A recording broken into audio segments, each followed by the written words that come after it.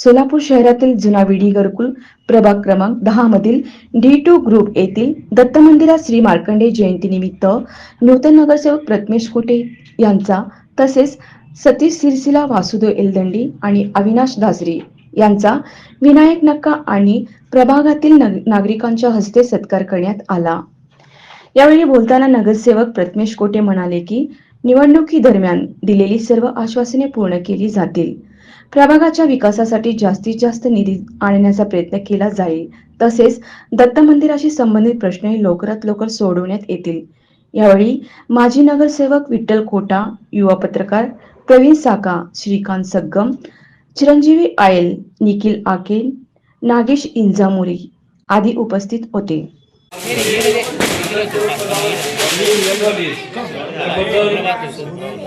सर्वांनी या ठिकाणी सत्काराचा कार्यक्रम घेतला त्याबद्दल सर्वांचं मी मनापासून आभार व्यक्त करतो।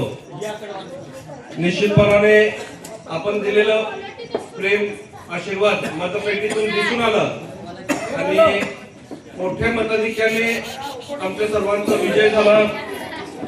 निश्चितच या गोष्टीची जाणीव ठेवून ज्यावेळेस त्या ठिकाणी प्रचाराला आलो होतो, पद्मासाहेब आहेत, पद्मासाहेबांनी अनेक प्रश्न उपस्थित केले होते आणि निश्चितच येणाऱ्या काळात लवकरात लवकर ती कामं हाती घेऊन पूर्ण करण्याच्या दृष्टिकोनातून आम्ही प्रयत्न करू।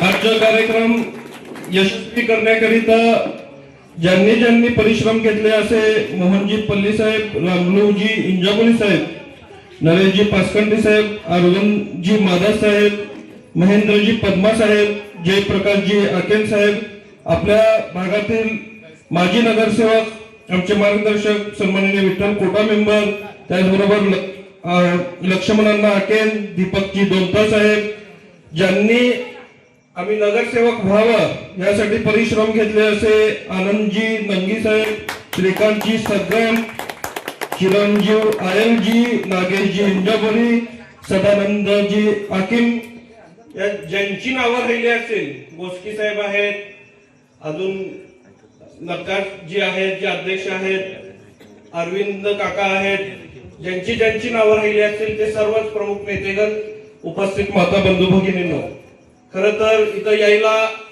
थोडा उशीर झाला कारण आज मार्कंडेय जन्मोत्सव असल्यामुळं अनेक ठिकाणी पूजा होत्या आणि सगळीकडे येत असताना इथं सुद्धा यायला थोडा उशीर झाला।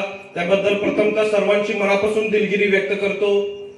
आपल्याला माहिती आहे की गेल्या 30 वर्षापासून या भागाचं प्रतिनिधित्व स्वर्गीय महेश अण्णांनी केलं आणि कायम तुम्ही महेश अण्णांच्या पाठीशी उभं राहण्याचं काम या निमित्ताने करत आलात आणि तुमचे मतरूपी आशीर्वाद त्यांना मिळत गेल्यामुळं सोलापूर महानगरपालिकेचा जास्तीत जास्त निधी आणून या भागाचा विकास करण्याचं काम स्वर्गीय महेश अण्णांनी केलं। निश्चितपणाने आपल्या सर्वांना माहिती आहे की आपण ज्यावेळेस विडी घरकुल मध्ये आलो, विडी घरकुल हा घर घेत असताना त्या घरांची किंमत किती होती आणि आज त्या घरांची किंमत किती आहे हे मी आपल्याला वेगळं सांगण्याची गरज नाही। आज त्यांच्याच विचारावरती चालत असताना आम्ही 4ही नगरसेवक निश्चितपणाने त्याच पद्धतीने काम करू एवढा आवर्जून सांगतो। आपल्या मंदिराचा प्रश्न निश्चितपणाने आपण ठळकपणे ज्यावेळेस प्रचाराच्या दरम्यान आल्यानंतर तुम्ही मांडलात, येणाऱ्या काळात निश्चितपणाने आपल्या मंदिराचा प्रश्न सोडवू एवढा आवर्जून सांगतो।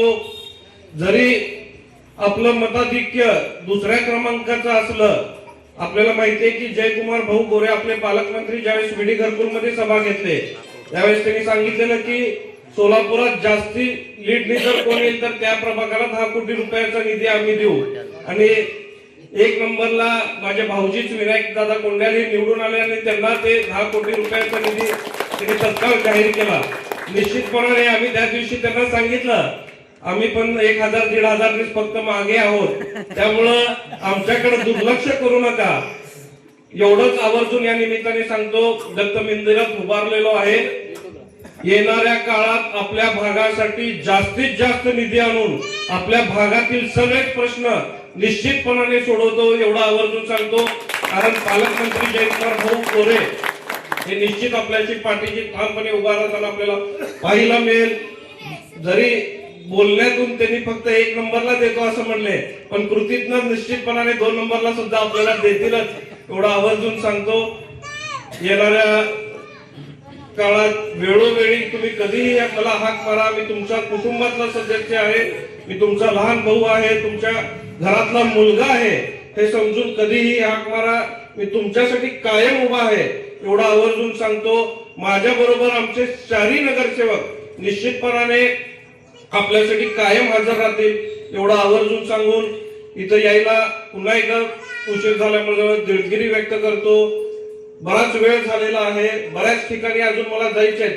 मला वाटतं आता आपण 9-10 ठिकाणी फक्त गेलोय आणि आज 17 ठिकाणी जायचं असल्यामुळं बऱ्याच ठिकाणी जात असताना उशीर झालेला आहे. अजून बऱ्याच भागात जायचं आहे. त्यामुळं अधिक मी न बोलता निश्चितपणाने ज्या ज्या वेळेस तुम्ही मला इथं बोलवाल